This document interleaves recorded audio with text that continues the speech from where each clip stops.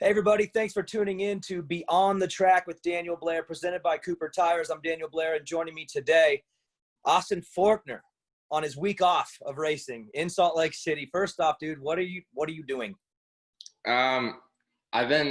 This morning I slept in a little bit, so I actually had to get up and throw my stuff on just to even be on this Zoom call. Just been, doing, some of the training that my trainer's sending to me, a couple runs, bike rides, a gym session or two, and just kind of trying to relax. I think me and Riley and my teammate Cameron and his chick are going to go paddleboarding this afternoon. So that'll be fun. Just relaxing stuff. That's what I've been trying to keep it since I've been here, is just pretty relaxing, pretty chill, doing, some stuff that I wouldn't do in Oklahoma, like going to the mountain. We went up to Park City in the mountains and had lunch up there the other day, and just been going. We went to that ski resort that's up there. So we just been doing kind of different stuff, but just, keeping it mellow, doing my work that I need to do, and then be ready for race day.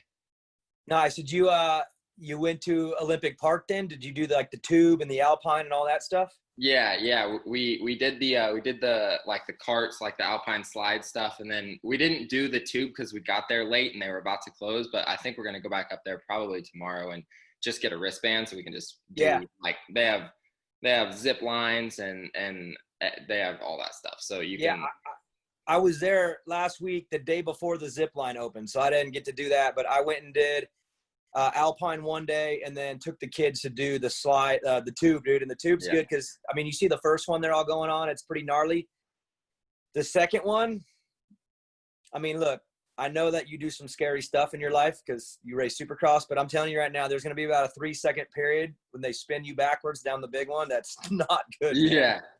No, it's big. I thought they were just doing it to like the one on the left, and then after we left, they went to like not the biggest one, but like the second biggest one, was just a little bit. It's not much smaller, and that was sick.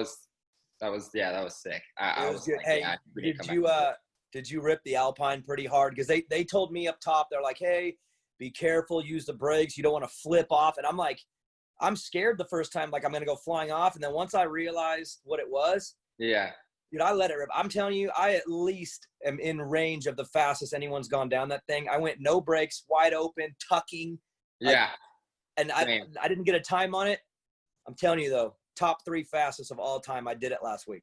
That's what I was like with Riley up top. I was like, I wonder what like the like time is. And she was like, you don't need to like, you don't need to crash or anything. And I'm like, no, I'm going for speed. I'm not even going to touch the brakes down. I only went down it like once or twice, and I ripped it. Like I was like, I'm not even touching the brakes. I'm just going to see what happens. So yeah, that was they're fun. so full.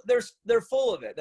They're acting like you're going to go fly. You would have to manually force yourself off that thing, because I hit it wide open and was tucking in like a straight bobsledder, like Cool Runnings.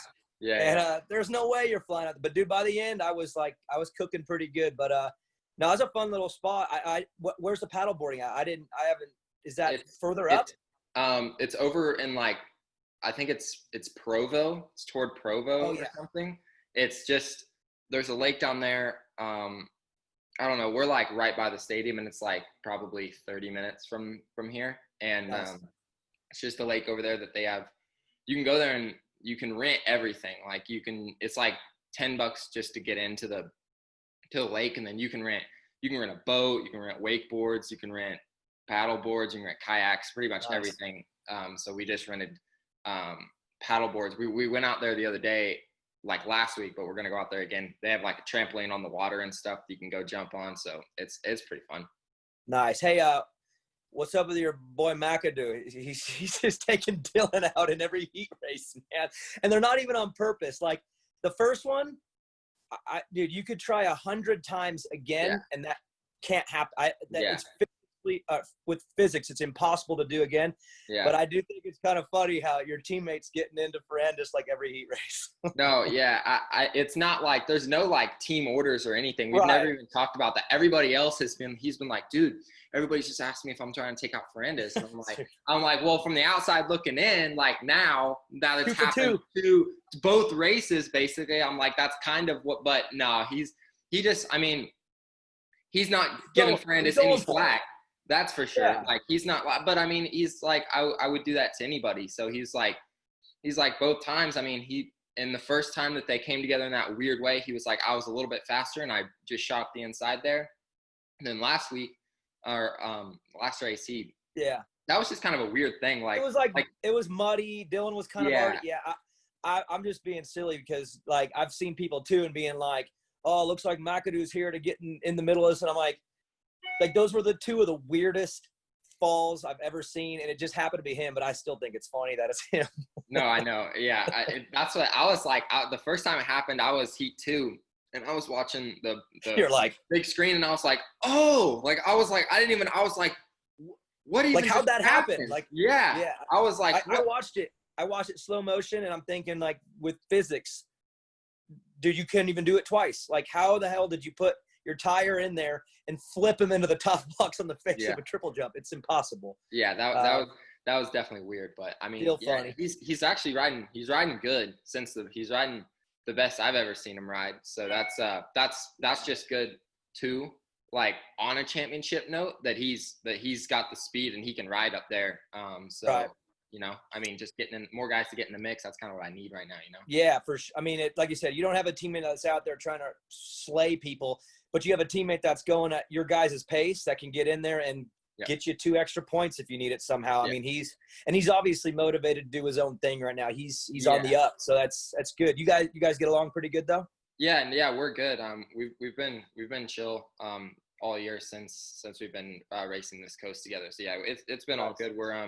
We're good, and his girlfriend and Riley get along really well. So yeah, everything's good. We've been getting along fine, and you know, I mean, I'm happy to see him doing good since that he had that pretty bad crash at St. Louis. So I'm happy to see him, you know, back like better. I think he's better than he was even before he crashed. So I feel like we got a pretty solid team between us two. Yeah, you guys are doing good on the track, and you're doing good off too. You both have 2 fairly attractive girls. So you got when you're at the paddleboard place, people are gonna be like, "Dang, good job, guys." Yeah, no, I know. Looking at us 2 nerds and then they're like, "Whoa." you two moto dorks. How'd you pull these chicks? Yeah, for real. No, actually. Hey, so I wanna go back in time a little bit and ask you something. Just a couple questions about your youth. You know, when people see you right now, they see, you know, Fox and Monster and how do you got on? Ethica. Yeah, Ethica, like, right. So you're like this branded athlete. You got your fiance's a monster girl, but people don't know maybe the early years of your amateur career. They just see this like young, fast amateur kid who killed it. But I know it wasn't always that way. I know it was tough in the beginning just to get to all the big races, to, you know, parents were having to both work. So it was hard to even get there. And just take me back to those like early years, like before you started breaking out. Cause I know on 85s it started clicking, but before that, it hadn't clicked yet, but just take me back to those years. What was it like? Yeah. Well, we pretty much started like everybody does, like on P-dubs and stuff. And then we didn't really do we just rode local Missouri and Oklahoma State Series races for like, up until I got on, or we went to Mini-O's on 50s and Loretta's. And those were, I think we would try to hit the spring nationals sometimes too, but no like big expectations. We were just doing it just to go. Cause I wasn't like a big threat to usually win on like 50s. And then Cobra came out with their 65. And they were kind of looking for guys. And since it was a new bike, I think they were kind of like not, you know, getting the best guys, you know, because KTM was the best. Not everyone was jumping on them, right? So it was like they were trying to find somebody to ride the new bike. Yeah, and I was almost like their test guy, kind of like I went through like so much. I like the feel of the Cobra better than the KTM too. Like the KTM was super skinny to me. I remember I rode both, and I was like, I think I like the feel of the Cobra better, and they said that they would help us out. So we're like, well, we'll do that if you guys will help us out too, because I mean, getting to the races and stuff, especially the nationals were like pretty tough, I guess, for just my dad being a farmer and my mom being a teacher. So they were I mean, not the easiest on them. I never really saw that, I guess, until like, I didn't really ever realize that when I was a kid. Cause to be honest, I didn't care. I was, hey, just let's a go to the kid, race. dude. Yeah, cool. Like whatever, I just wasn't aware of that. So, but now looking back on it, I see how that's, and, with the prices of bikes and now I think I had a few bikes at one, like 3 or 4 bikes at one time, before I was sponsored. So that's a lot of money just right there. And then the price of getting to the races, the entries, I didn't really realize that until like my last couple of years of amateurs. And I was like, oh, this is actually like pretty expensive, So, so yeah, that was, we took the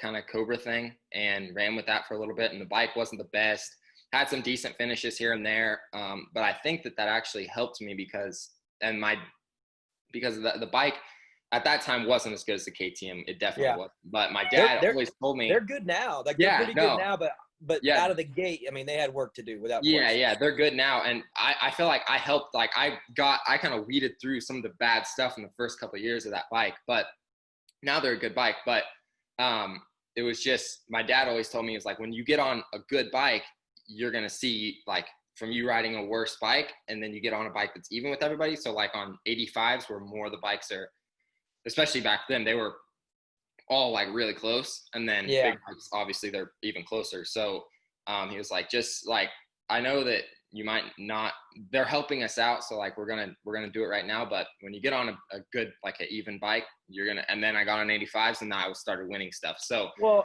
yeah, I mean, that's what I noticed. I looked up your Loretto results, and on 50s and 60s, I think you were like out of the top 20. And then I always go to the moto score. So I'm thinking maybe you went like 1-1 DNF, and it's like, no, like dude, you were like a 20th place guy. Yeah. And then all of a sudden 85s, it's like 1-1. Like, what was it, just the bike, or did something change with you too? Cause I mean, that's a massive leap. Yeah. I don't really know what happened at Loretta's that year. I just, I don't know what I did so special. I just remember I just rode and I was pretty fast. I didn't even, race the spring nationals. So that was like, honestly, one of my first like bigger races on an 85, because earlier in the year we were focused on 65s because I was in the 9 to 11 class, so I could ride both. And so we were focused on the 65s at the beginning of the year. And then I didn't really care how I did on 85s. It was just like another class to ride. Yeah. Just a bike to ride to get more seat time and whatever. Yeah. And then at Loretta, we just started focusing on just the 85, probably a month or two before Loretta's. We actually made the decision at the regional, I think at Millville, because I guess I rode pretty good there. And my dad was like, I think you just need to go to 85s. Yeah. Just go 85. Yeah. And then maybe that was it too. Just once you got that sole focus on it. Yeah. And obviously again, you're riding the 65, so you're having to fight maybe a little harder than the results weren't matching the effort. And then boom, you get on a bike, even playing field, and it's like yeah. No, and I was small on an 85 too, and a pretty good starter, so I just ripped starts. Like I was always up at the front. Really? Yeah.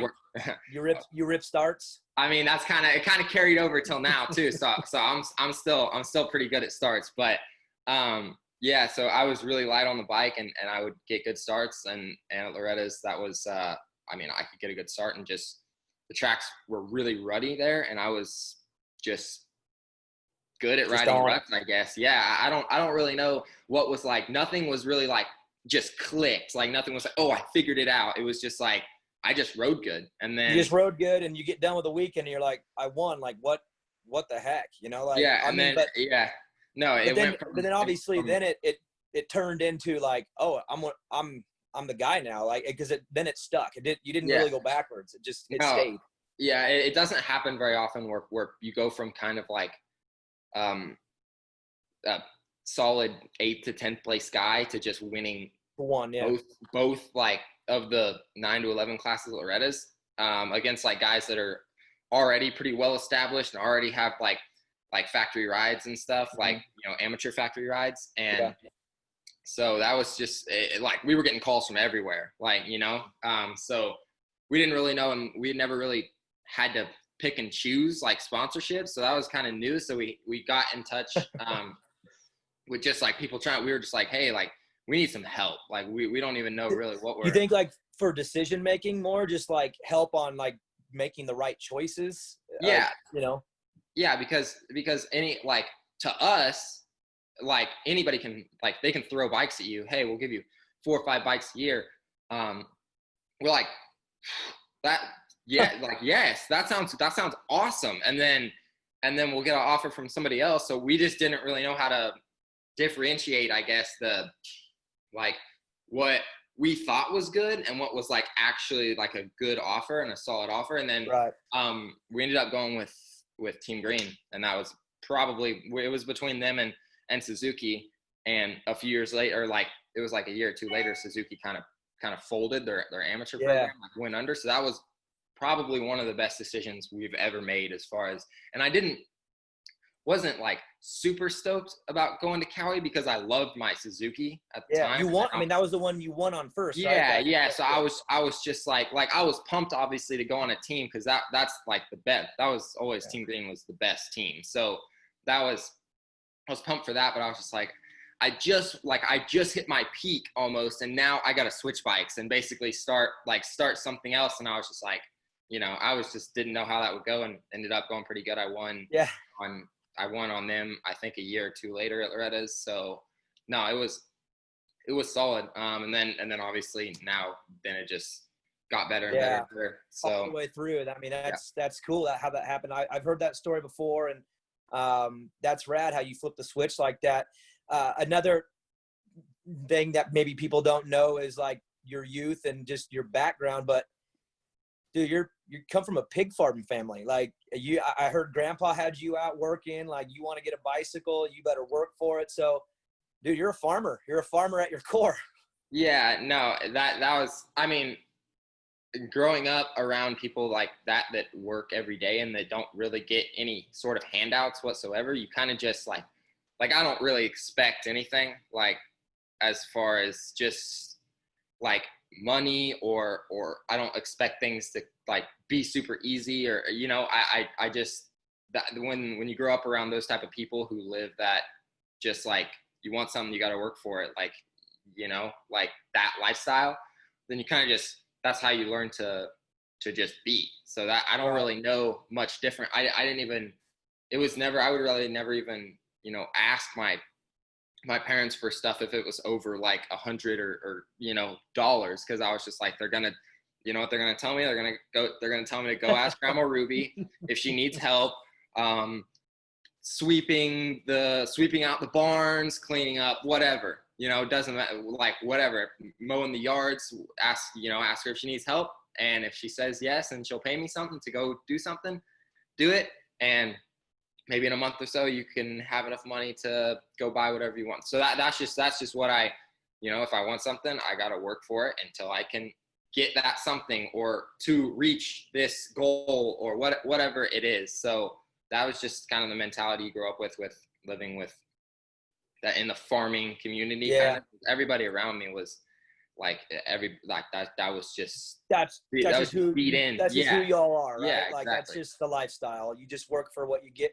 You feel like that's still carried you to I mean, do you have that same mentality where it's like, if I want something, I got to dig harder or grind harder or work, like, is that still the same mentality? It's carried over? Yeah. And it's just like, and yeah, that's and to just not be soft. Like there's like, I feel like a lot of people nowadays are like kind of soft, and growing up, and especially like kind of starting at my generation, people are just kind of different. And me growing up in farming has kept me kind of in that old school-ish, mindset, I guess, kind of like, so I feel like that's helped me be like something bad happens, who cares, get over it and move forward. That was always kind of anything that I was presented with, that's kind of how you just dealt with it. You don't need to be a baby and cry about it forever. Like it's okay to be sad about it, to be upset about something, but you move forward. Like that's just, and that was just kind of all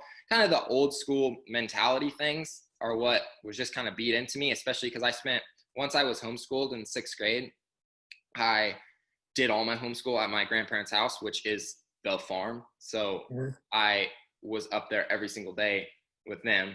and with my grandma, and then all their workers that work there, my grandpa, my dad. So, you know, that was just, and then even my mom's side of the family also, they don't know, their farm isn't quite as big. They just have cows, but they have a lot of cows. They like, so, you know, it's the same on both ends. That's just what I was always around was that stuff. So, I mean, I think it's made me a really hard worker, being surrounded by people who work hard, you know? So I think, yeah, it was really good. And I think my family's awesome.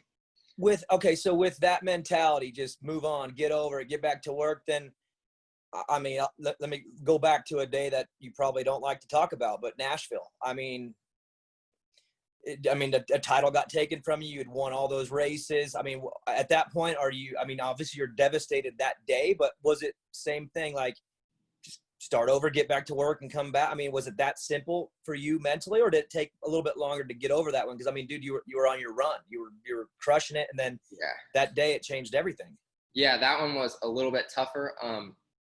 Riley actually helped me out with that quite a bit, because she was like, after it happened, she was like, okay, I'll give you like a week to be sad about it, and to be and then it's over. Like I had surgery like after Nashville. I think I got in for surgery like Wednesday, so it was or maybe even Tuesday. It was pretty quick that I was in surgery, and then after surgery, I feel like it's a little bit easier to just, you know, all right, done. So it is what it is. Fixed, you know, move on. But up until I got surgery, so those first like 3 days, they were pretty, like, I was pretty just bummed, like, you know.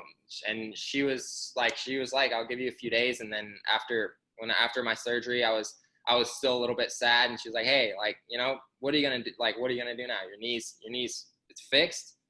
Like, yeah, you didn't win the championship this year. Yeah, you won 5 races and didn't. So, you know, like, you're a badass, but, you know, stuff happens. That's just, you know, things happen. So you can either do this and have this sort of attitude, or you can, you know, try, like, you can have a positive outlook. And that's what, and I knew that. It was just in the, you know, being so bummed, it was just like hard to, it was like, I knew that, like, I need to, just, you know, I need to think like that. I need to think positive, but you're still a human, dude. You're still a human being. Like, right. You know what you're supposed to think, how you're supposed to feel, but it's still like, you still need time to get over it. It's devastating, and you just need that minute to get over it. And apparently she gave you a week. That the last thing was like, I remember we went to the mall one day, and this was like the most down I remember being.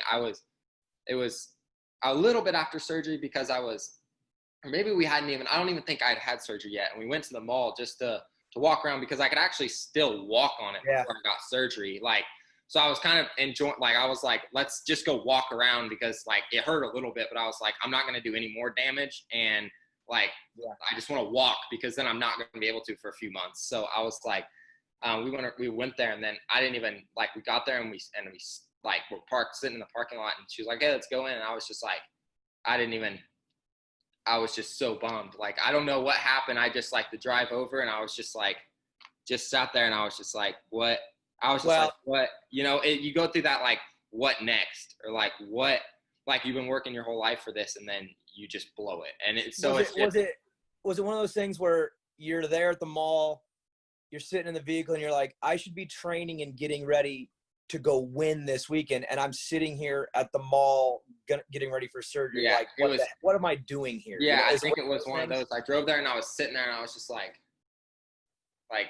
what happened? Like, what do I do now? Like, and so it's just, and then because then you're like, well, like, maybe I could possibly, like, my knee doesn't feel too bad. But then it's just like, I'm getting surgery tomorrow, you know? So it's just all these just mixed thoughts going through. So I didn't even want to go to the mall. We just drove back home. I was just like, I don't even want to be out right now. So that was like, and then I had surgery. And then after surgery, it was a lot easier to just be like, you know what, it is what it is. It happened. He's fixed now. Go through the recovery process and come out swinging next year. So that's what happened. So, and then it was really easy to go back and get in the gym. I remember I went to the gym on crutches, I think 2 weeks after, and just went and found a bench in the gym, got some dumbbells out, and just did what I could. And that, like, I loved it. I was like that was the only exercise I could do. But after 2 weeks, I was just so, like, I was going from doing everything and being at the top and then just to nothing. And I was just like itching to do something. And then I got a skier and would just sit in a chair at my house and just use the ski. Anything I could do. I was just trying to find stuff to do, because I didn't want to lose some of the stuff that I had, because obviously my fitness or my strength or whatever I had was working last year. So I didn't want to lose everything. At least try to keep, I knew I was going to lose my legs, but like as far as the strength in them, but as like upper body and a little bit of cardio, I wanted to try to keep that. So just started doing that. And after started doing that, and then knees started to feel better, and then I could start to walk, then everything was just, you know, it was uphill after. Once I could start knee rehab, which was after like a month and a half ish, like whenever I could start doing like exercises, then like real stuff, not just stretching and once I could start doing real stuff and actually seeing progress, then it was like, all right, like I can see the light now at the end of the tunnel, so let's go that way, you know. Hey, did you, I guess from last year to this year, or maybe even just during this break, have you bulked up at all muscle wise? You look a little thicker. I don't know if that's just me, but have you gotten a little bit thicker, like upper body, like more muscle? Yeah, I think I've put on a little bit of muscle, but I've just really leaned out. Like we found my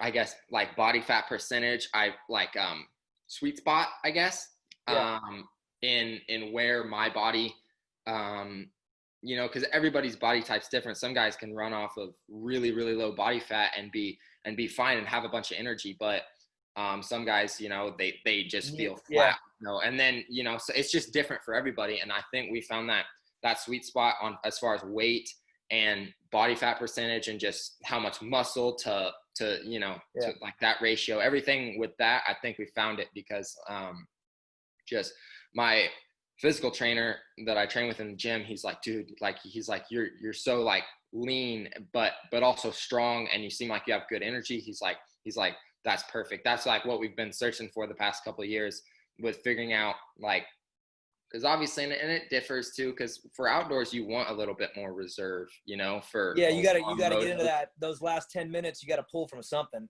Yeah, so a little bit of extra fat to run off of isn't a bad thing for outdoors by any means, but for Supercross, you don't need quite as much of that. So they're like leaning me out but keeping me strong, not burning muscle, but just, you know, and then just maintaining. So I think I've just found kind of the sweet spot of my for my body as far as how much muscle and then balancing that with cardio and the fats and the foods and everything. I think I've just found kind of the sweet spot. So that's I guess I just feel pretty good this year, and I think that definitely has something to do with it.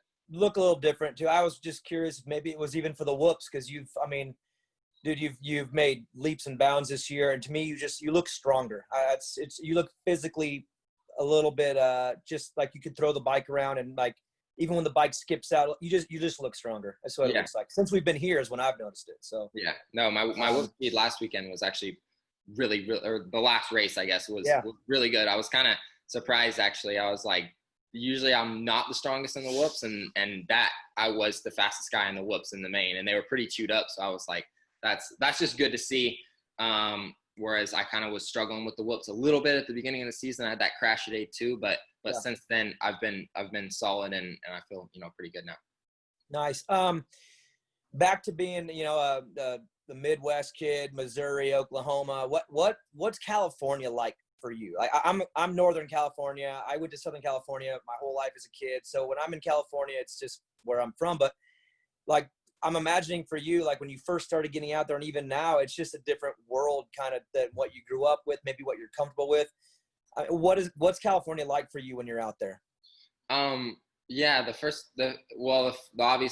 the worst thing, or the most different thing, is just all the people there. There's just traffic. So many people, so much traffic, so much everything like that. Whereas living in a small town in Missouri, I didn't even know what traffic was. All I knew was, today there's a little bit more cars on the road, it seems like. Like, at this light, there's 2 cars in front of me instead of no cars. Like, that's the most traffic we ever even where we ever even had. So, which is not even traffic. Like, so. And then drop you down on the 91 freeway in SoCal. You're like, what planet am I on? Yeah, that my first trip to Southern California, I flew into to Orange County, and we drove home on I don't know, the one that's always real bad, the 55 or whatever. That's 55, 57, 5, 22, 91. Bad. It was Dude, there's bad. no good ones. And I was like, it took us like 2 hours to get to like Elsinore, and I was like, dude, this is like, I was like, what are we even doing? So, no, but my dad is definitely like a lot more anti-California than I am. Yeah, just because he's lived in, a little bit. Yeah, he's lived in Missouri his whole life, and I've lived there for a while, but like I did too, but I was introduced to California at a lot younger age, so I just kind of learned, okay, this is definitely different than the Midwest, so just kind of accept it, you know, do what I got to do when I'm there, whatever, and just move forward. And he's just not a big fan of California. So like how younger people are really with it, with electronics and phones and all that. Yeah. Your dad's like, what the hell, all the technology and traffic and like, what's it? Yeah, it's just late to the game. That's exactly. And just everything, especially when the coronavirus thing started, he was like, we've got to get out of California. He's like, we have to get out. Like, we can't even. First flight.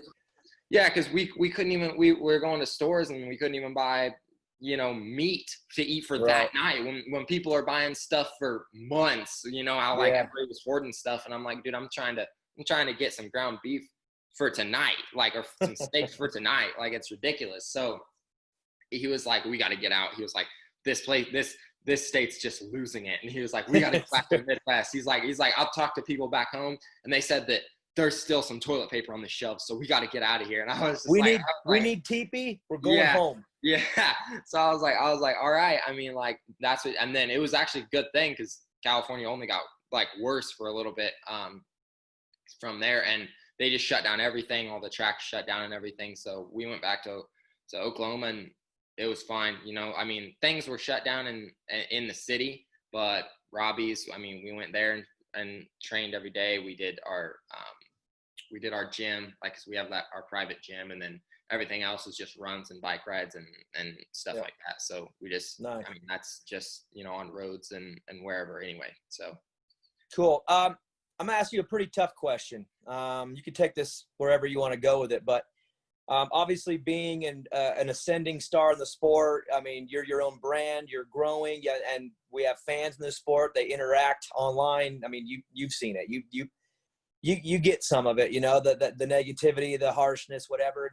A two-part question. Number one is like, how do you deal with that? Just being, you're young still, so you're still kind of coming up, but you get criticism, you get hate online, you got to deal with that. Number one, like, how do you deal with that? And then number two, I guess, what do you say to the people that maybe you would feel misunderstand you a little bit? Because you see people that say like, you got a bad attitude, things like that. Like, how do you dissect that when people are saying that stuff directly to you online? And then maybe if it's inaccurate stuff, like, how do you deal with that right now? Because it's just, you're right in that pocket where you're coming up and you're starting to hear it online a little bit. Like, how do you deal with that? Yeah, that's I guess I've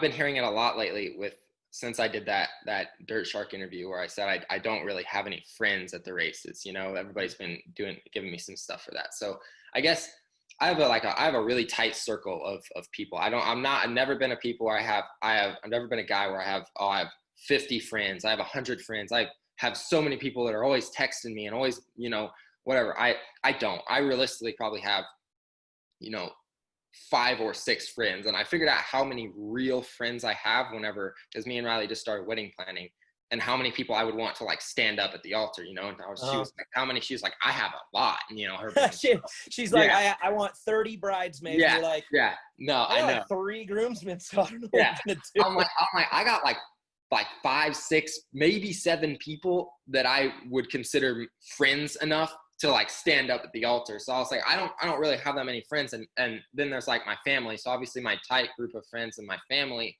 I take what they say and anything that they say because they know me and they know the lifestyle. Like my friends that I live with, some of my friends that I train with, Robbie, Ollie, people like that.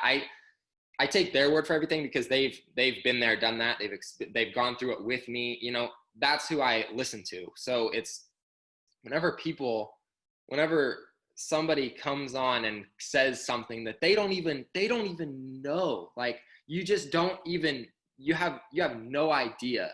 And they're trying to tell me how I should ride or what I should or shouldn't do on the track. It's just like, dude, it's like, you don't even know. Like, so it's just, that's how I just deal with it. I just, honestly, lately, I've just laughed it off. I've just been like, it's just hilarious. Like people, they just don't even, all these guys are telling me how to ride a dirt bike and they don't even know. Like Right. You don't know anything. So that's just, so, I mean, so obviously you're going to listen to your inner circle and tell you, yeah. But we're still in a world now where like, you're going to hear it. They're going to hit you on Instagram and Twitter and all this stuff. And this is like every sport, like LeBron James, Tom Brady, every one of these guys now, just the world we live in, they're accessible to the public. So even though you're listening to the people in your inner circle, like how do you block out that noise? I mean, you say you laugh it off, but I mean, it can't be that easy, right? When it's just, yeah, no. Don't you just want to scream out to everybody? I mean, I know, and sometimes I see you give a little bit back, but don't you just want to be like, I mean, I feel like I've had it a couple of times where I just want to correct people, and then I've learned to just brush it off. But I mean, you get it 100,000 times more than I do. So at 21 years old, how do you brush it off and laugh off these things when they're coming right at you, right in your DMs and all that? Yeah, I actually kind of let it get to me earlier in the year. I think it was after I crashed at A2. I was getting hit pretty hard with just stuff, or sometime earlier in the year. I was getting hit pretty hard with stuff, and like Riley was like, why, like because I was just on my phone a lot, and I actually ended up deleting Instagram because it was just like too much. Yeah, like she was like, it's getting to you, like you're reading into this stuff, and yeah, you might laugh at some of them, but you're still reading them, and they're affecting you. Like you're believing some of it. You know, you're too invested in what these people on the internet who don't even know you are saying. Yeah. And you're getting out of your circle. Yeah. And you're listening to this stuff, and it's affecting the way you maybe think what you're doing when your inner circle is saying, no, dude, you're okay. Like you're good. But I mean, I get it. Yeah. So it's just listening to what people say outside of the people who I trust and who I want their opinion. I did get caught up looking at like being involved in that too much. And then I just ended up deleting Instagram for a little bit. And then that actually helped me kind of balance it out. Cause you know, without having Instagram for like, I use Instagram for just like my news and you know, for your brand, like your sponsors, your everything, brand, like just to know what's going on in the world. Like that's just, I use social media. Like that's just what, like, I don't really watch news on TV. Like that's just what I do. So, I've just learned to balance it out for using it for that and to, you know, get on there and laugh and stuff. And then when people start, you know, hating and being like that, then to just be like, all right, you know, don't really look into this stuff. You know, I'm going to, at the end of the day, I'm going to be me. And if people don't like me, you know, that it's okay. Like and people who say they don't like me almost always still follow me on Instagram. So, right. I mean, that's how it goes. You know, and that just shows right there. Like, what are you doing with your life? That if I follow somebody on Instagram and I don't like what they're posting, then I unfollow them. And then I don't, and it's like people on there can't just do that. So it's like, they don't even know. It's just, people are crazy. I guess at the end of the day, people don't know, and they always want to give their opinion. So yeah, that's just dealing with that and keeping a level head, and just at the end of the day, just being me. And whether people are like that or not, I guess that's up to them. But I'm just how I am, and I'm just trying to win races and hopefully win a championship right now. So that's it. You know, what's funny is that you look in the past, like Ricky went through a period where he was hated. Like he dethroned the king, and people thought he was, you know, had an attitude, and then people got past that. It's like everyone goes through this weird chapter. Like James was the same way, Chad, and now Chad's loved by everybody. I mean, Dylan's going through it right now a lot because of the Christian Craig thing. But I feel like in this sport, you go through this chapter when you're ending your 250 career, getting into the 450s. It gets a little harsher. Like the critics, they get louder. Cooper Webb had it. He still gets it. People hate Cooper, and then some people think he's the baddest dude ever. And that's the same for you. I see people commenting on your stuff. They're like, dude, you're a warrior. I love the way you ride. Stay aggressive. Then you have some people saying you're a dirt bag. And it's like, I think you're just in this like chapter, you know, and I think everyone kind of comes out of it eventually, just once you establish yourself as a man, a 450 guy, whatever. But I don't envy you guys in this period, because I see it. I know it's harsh, and that's why I just wanted to ask. I want to know how you deal with it, because you're right in the maybe even the beginning to the middle of this chapter where they're going to come at you for everything. And I'm assuming that you'll take responsibility for things that you've done wrong. You even said like the jet and then karma into Hunter thing. Like, you seem like a kind of person that will own up to the things that you found to be afterwards. I kind of messed up on that. So is that just part of your development right now too, is just learning like the ropes? And I'm assuming you got good people in your corner knowing like, hey, I did mess up this, or no, I didn't do that wrong. Like, why am I getting heat here? You know, do you have good people in your corner? Are you getting through this chapter and understanding, you know, where you are at fault sometimes? Yeah. I have good people in my corner, and I have like, well, I mean, just probably the best guy is Robbie, because he's a guy that's been there, done that, and done, you know, I guess with injuries and stuff like that, done some things wrong that he has learned from, and he can help me steer away from stuff like that. So he's just helped me out a lot. And even with the whole jet thing, he was like, why did you go that far outside? Like, he was just like, he didn't even care that he didn't care that I put somebody on the, he was just like, why did you go that far outside? Like, so just like legitimately questioning you, like, hey, let's not overstate this, but why'd you do that? Like, just kind of like asking you to like break down your own decisions. Is that what you mean? Yeah. And that's what, and he like, nobody in my like group really ever yells at me for doing anything like that, because I don't respond well to that stuff either. Like, just tell me, like, you know, if I'm pretty simple, like, if I do something wrong, or, you know, just, hey, like, you know, why did you do that? You know, like, or, you know, just talk to me, have a normal conversation. I'm not like one of those people that you have to yell and scream at to get to listen to them or anything. So yeah, I have a good group of people, and they'll call me out if I do something, especially Robbie. He'll that was stupid. You know, is he the first person you'll listen to when it comes to racing and decisions like that? Like, if he speaks up, is he the one that will get your attention the most? Yeah. Because just because he has seen me in my, I guess, prime, and he knows what I look like and what I ride like, and when I am at the level that I can win championships at, he's seen that, and then he's seen the other side of me that's not that level, you know? So he knows, but he's been around me the most, I guess, in the past couple of years since I've been pro.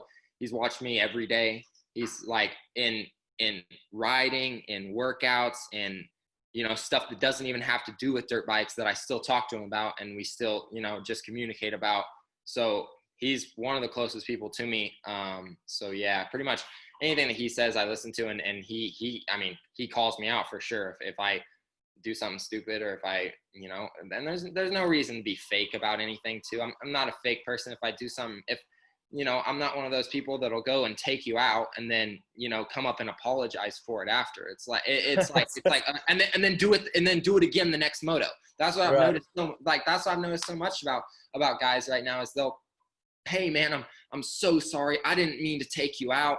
And then the next race, they'll do it again. You know, it's like, okay, well then don't apologize if you're just going to do it again. So just own it. Just own it and go. Yeah, exactly. Just own it. And I just chalk it up as, you know, it's racing. It's been done to me. I've done it to other people. You know, it's racing. Stuff happens. That's just how the sport is. So, you know, that's, I guess, how I deal with some of that stuff. And I got a good group of people around me that'll back me up whenever I need it, or tell me that was stupid when that's also what I need to hear.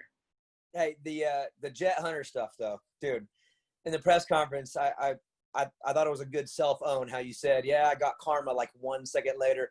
when you did that and then bumped into him, were you like in that moment going, come on, really? Yeah. Like, because it was like, dude, you pushed him out, whatever. And then I didn't even see you on the screen. And I'm like, where did he go? Like, we had to go back and find the video. And then to see you run into the back of Hunter, I mean, it's fun to talk about now because the night worked out. But like in the moment, you're probably like, like what this is not what I prepared for.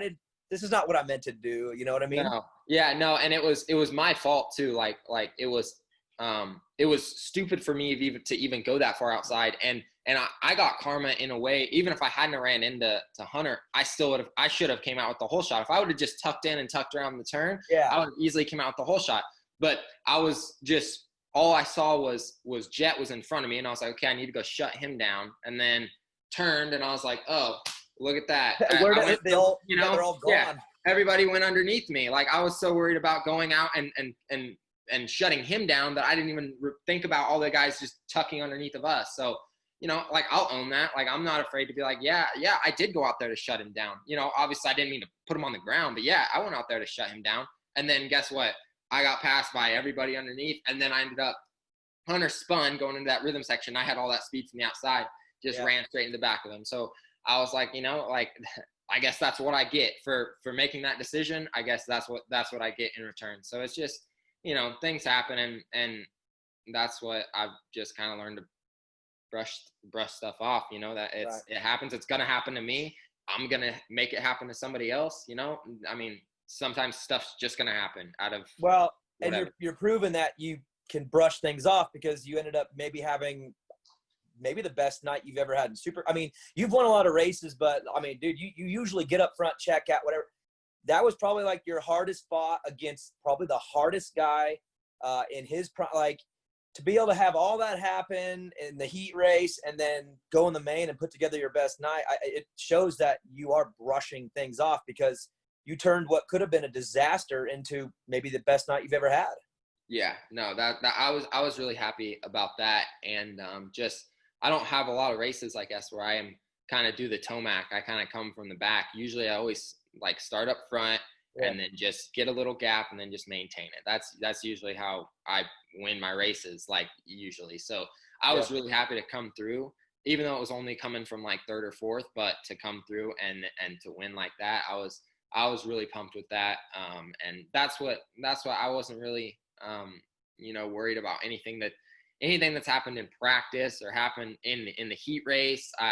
That's what I've learned from last year too, is that last year I was concerned about what would happen in practice, and I would end up crashing a lot. And then I ended up tearing my ACL because I wanted to be the fastest guy in practice. I felt like that had some sort of power over the rest of the night, how that was going to somehow decide how I was going to do that night. And it doesn't matter, I mean, the last two you've won, you were fifth and fourth in times. And I said it on the broadcast, I asked you about it too before, so I could make sure my report was accurate, but you seem to have turned all the focus is on the racing. Everything else is just building. And I can imagine you last year being fifth in times, and you would probably be throwing things. There's no way you would put up with it. So is that just, again, another layer of maturity and processing? I mean, Cooper Webb won a championship last year, and he was like 10th every night in qualifying. Yeah. Is that part of it? Yeah, just seeing stuff like that happen, and then this year, just, I'm like, I obviously practice does matter, and some, you want to be fast and you want to figure out good lines and stuff, and the heat race the same, but those aren't the main. When the main comes down, as the past couple races I seem to come in pretty clutch when the gates drop, and it's, for the big money, for the championship points, I seem to the race that matters. Yeah, the race that matters. The actual track time that matters. Yeah, I just seem to figure it out no matter how my day's been going so far. So that's at least that's I wish I could be the fastest guy in all of them, but it doesn't work like that, and you just have to. That's just another level of kind of this year learning to just be okay with it. Just be like, hey, whatever. I got fourth in the heat race. Doesn't matter. It's going to give me 7th or 8th gate pick for the main. I can make that work, get a good start. And that's just kind of my outlook at it this year, when maybe last year and I would have gotten more hung up on that stuff, Right. So I mean, just typically in this sport racing, you know, new guys come in. When you were really young, you had guys that were the developed, they were in their prime, whatever. And I'm sure they're frustrated by you, like this young kid coming in with a lot of speed and hype. Everyone's Austin Forkner. I mean, I got to imagine they were frustrated with you. How's it work now that you're that guy? And then you have someone like Jet, who, I mean, you won't deny it. The kid's good. He's talented. He's young. He's got a lot of hype. How's it feel being the other guy now, where you got to deal with the young kid coming up, because they all had to do it with you?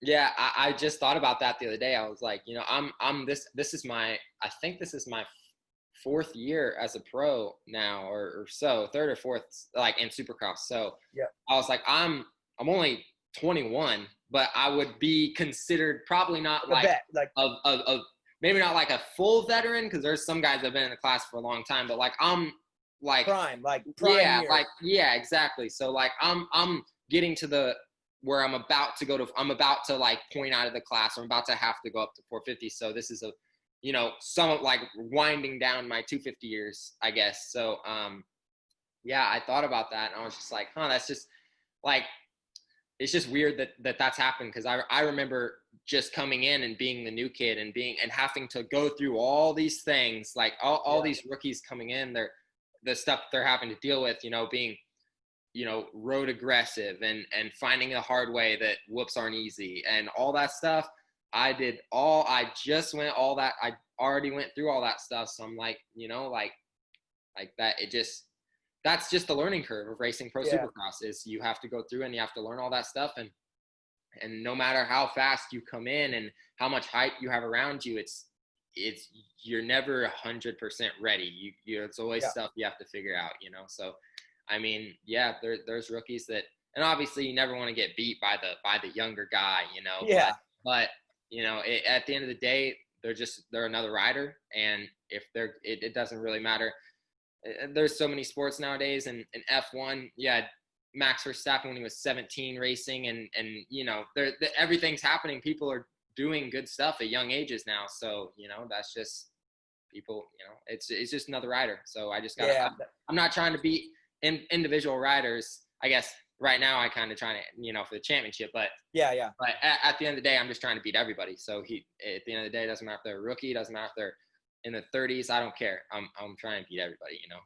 Yeah. I thought I mean, it was just unique how he's like the young blood coming up now, and you're like having to deal with this young kid. And it's like, dude, you were the young kid too, and they were having to deal with you. And I didn't think they liked it very much either. And I think that's part of the sport too, is the next generation comes. I mean, you know, the kids that are coming up, the Jet Reynolds and Ryder D, they're going to be popping in here too. And you're going to be like, these young punks. And it's like, you were a young punk too. It's like, it's like almost like you understand their place in this, and it's like frustrating because they're good and they're young, but at the same time you're like, man, you got some bumps and bruises coming, and I went through it too.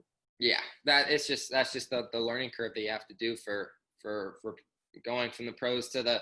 That's why like it just doesn't happen very much anymore, where somebody comes in and they're immediately a front guy, they're immediately winning races, and a championship in your first year is like unheard of nowadays. Like coming from an amateur into the 250 class, where you know, back in the day it would happen sometimes, and nowadays Trey Kennard close to, not far from you. He I mean, he was a little old, 17 or 18 I think when he started, but he was a rookie champ. You don't see that. I mean, even like Stewart and Pastrana, they won their first outdoor year, but their first year in Supercross, they were fun to watch, but they were all over the place because, like you got that raw speed and talent, but you just don't know what to do with it yet. yeah. You just have to go through the ropes and just figure things out, and that's no different for anybody. I mean, I've had to do that, and I feel like I'm like last year. I felt like I had figured out too, but I feel like I've even from last year, seeing how much I've come. Every year, you're just like, no, this year I'm so solid. Like I'm so solid this year, and then the year after that, you're like, wow, I've came a long way from last year, you know. And then so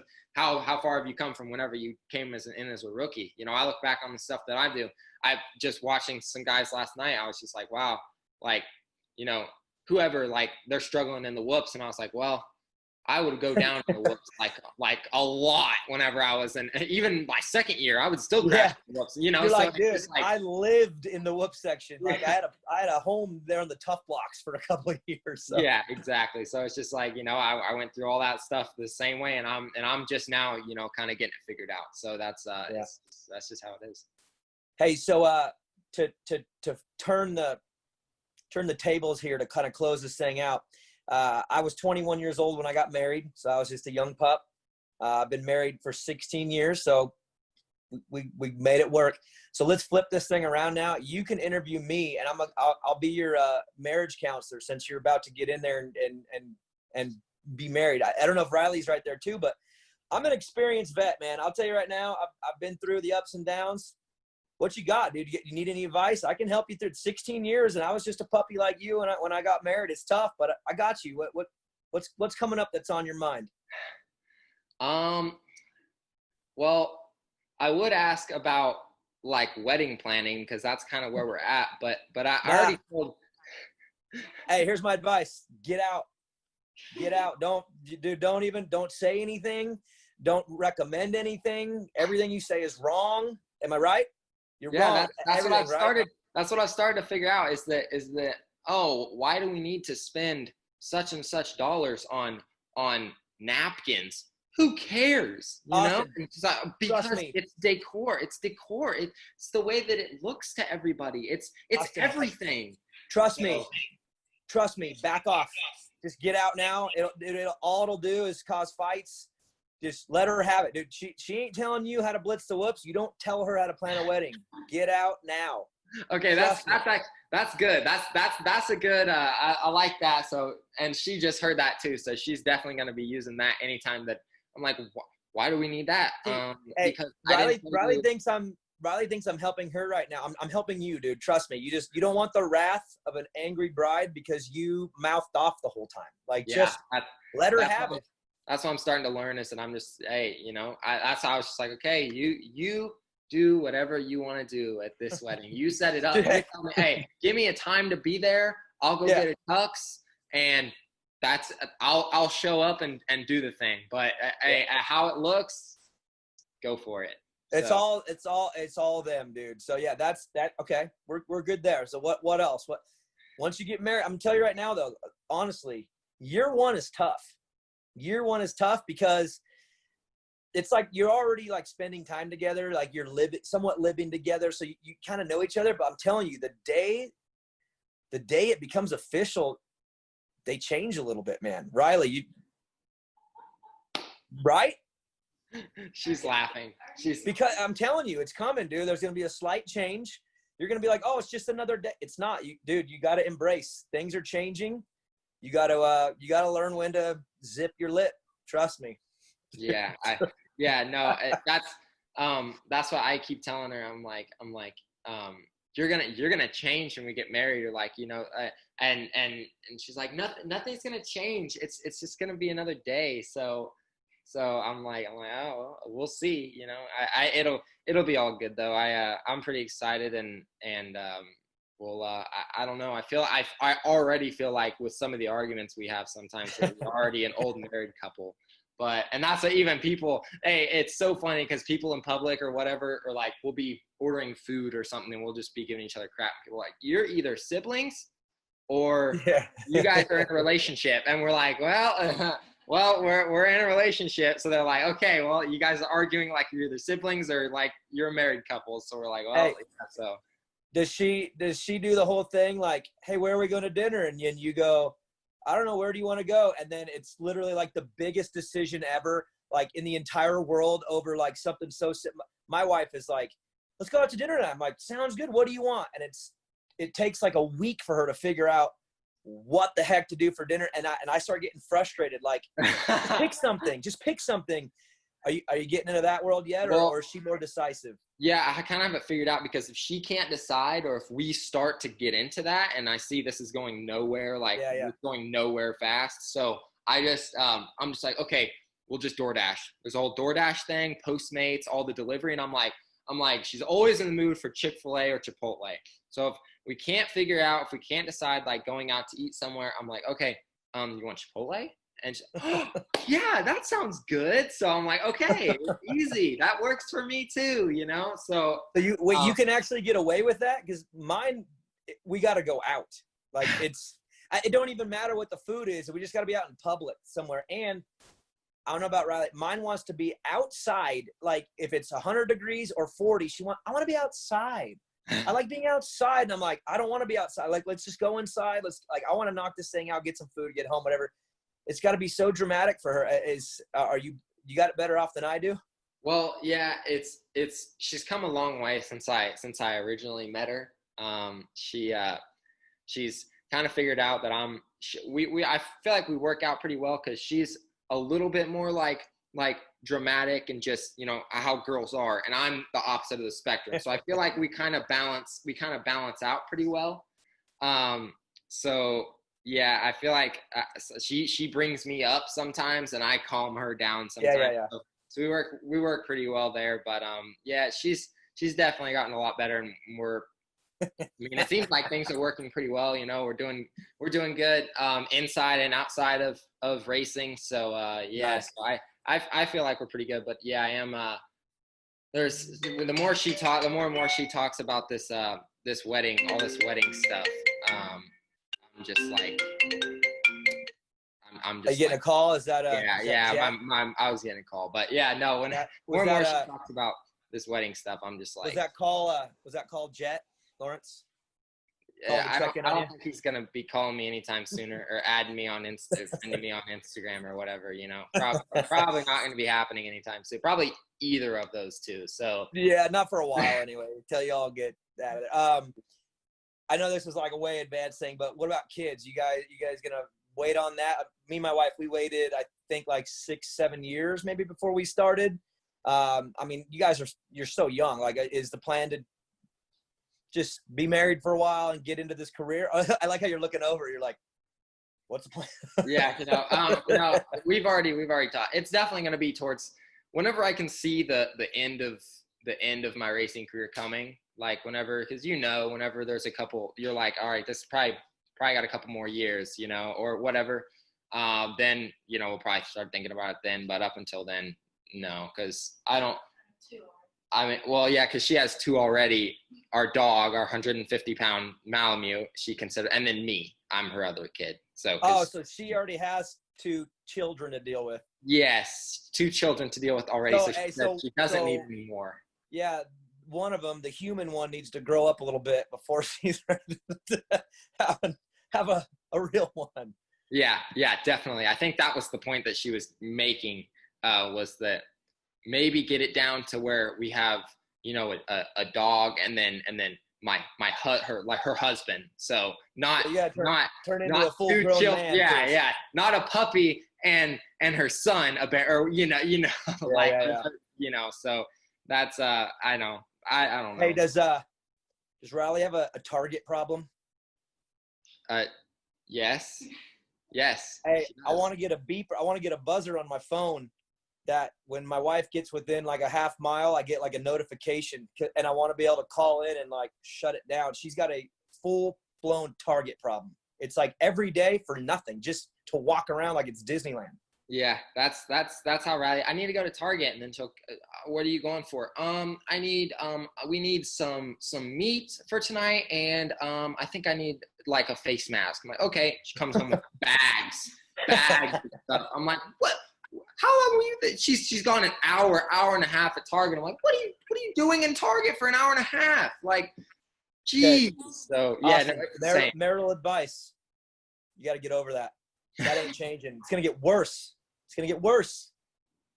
You just got to accept it. Let her plan the wedding. Let her go to Target. Happy relationship. Probably have a happy relationship. Just that's pretty much the 2 rules. Yeah. Let her plan the wedding. Let her go to Target. And do decorations around the house. That's her thing too. It's like, I got off of that too. So many decorations. I'm like the house is, we got everything. We spent a lot of money furnishing the house, beds, couch, TV. I'm like, once I got all that done, I'm like, okay, we're good. We spent all this money. House is perfect. It's like, no, well, we have to decorate it now. I'm like, what about this wall? Oh no. Oh, we need a table here for an entryway table for people to put stuff on. okay, think about it from your point of view, though. Your bike has to look sick. Your gear has to look sick. Like, right? That's the house is like her bike and gear. I've learned some of that stuff, so I'm just like, okay, yeah. Like sometimes I'll put up a little bit of a fight, and then other times I'm just like, you know what, go crazy. Yeah, let's have fun. So, all right, hey, let's pivot this back to racing. One final question. One to go, 7 down. I mean, you said this a bunch of times. You just got to do your thing, right? You got to go win, and the cards got to lie. I mean, how gnarly is it though? I mean, you're a couple days away from the showdown. I mean, don't forget you got Shane and Chase who are riding great, and I know you and Chase have like your amateur history. Like Sunday's a big day. Like not even for the title, but just the day. Like, are you fired up? Are you ready to go? Yeah, no, I'm ready to go for sure. But at the end of the day, I'm kind of sitting in a pretty good spot. I got no pressure on me really. I'm coming from behind. I just got to go try to win. He's got all the pressure on him. So he's you know the defender in this situation. So I'm just coming in trying to. I just got to try to go to the front and win. If I go down trying, I tried. I could do whatever. If whatever happens, I tried. I did my best. Whereas with him, if he sees me behind him, he's gonna be doing that. He has to wonder what's up. Like I'm just doing my thing, like you said. So that I'm just going out there to ride. So no, I'm excited for another race. I'm excited to mix it up with the East Coast boys. And honestly, I'm just happy. This is my first year to ever make it to the last round without missing a race. Yeah, without missing a race, or like without getting hurt, obviously. This is my. So yeah, I'm happy. I'm happy with that. Just making every race. I had that bad race at A2 where I got 17th, but other than that, it's been 5th. It's 5th at the first race, and then every other race has been 1st or 2nd this year. So yeah, it's been a really solid year. Not quite as good as last year, obviously, but last year was kind of a once in a lifetime type of year, I guess, until I got hurt. So it's been a good year. I feel like I've matured a lot and I've figured some things out, and I've just been having fun these last few races. Just being in Salt Lake, I've just enjoyed being back at the races, and I'm ready to try to close this thing out. Hopefully get a championship, or whatever happens. That's just just go down swinging. Yeah, I got nothing to lose. I'm just trying to go. I got to do the best I can. So I'm just ready to throw down with those guys. Right on, man. Well, hey, there's a fun combo, and this is pretty cool what we've been doing. We've been doing these Beyond the Tracks where we just get to go a little bit deeper. You know how it is. Like you and I, our relationship has been pretty much on the podium. It's like a one-line question, get in an answer, whatever. So these have been cool to like just get to know you a little bit better and just have some fun and kind of escape, I guess, somewhat of the pressure of just these like intense interviews. You know what I mean? So. They've been fun for me. I hope you had a good time, but thanks for coming on. No, yeah, it was good. That's that. I feel like these give people a more in-depth, because we all say the same thing on the podium. Like, podium speeches sometimes are almost scripted in a way. You're trying to get your sponsors in, whatever. These show kind of who you are more. So yeah, I think these are good for everybody. So yeah, this was fun. Hey, we have to have a talk though about the interviews, bro. You're a long interview on the podium. I've speaking of the Instagram stuff, I've gotten a lot of hate on that too. That everybody's telling me I'm the new Marvin. So, yeah, no. You got the record this year. I on my podcast, we've joked and we've made fun of you a little bit. And someone sent me, it was like 1:48. I think you got the record this year for the longest. Now Marv didn't race this year, so you didn't have much competition, but. Yeah. We got to tighten up these interviews, dude. You like to tell me everything, which is good, but we got to tighten them up. Let's get them under a minute. In fact, hey, if you give me a quick answer, I can even come back with a second question. Like, let's work on it. Let's role play and get these things dialed in, because you're a good interview, but they're a little long, bro. Well, if I get this championship, just be prepared for a 5-minute answer. So. Okay, so yeah, you pull it off. I'm just gonna be like, Austin, tell me whatever you want to say. I'm going to walk away. I'm going to go get a sandwich. Go. I'll come back and you'll still be talking. Yeah, sounds good. That'll work. All right, bro. Well, hey, enjoy the next couple days and see you on Sunday. Dude, good luck trying to get this thing. Thanks. Sweet. Thanks, man. Yep.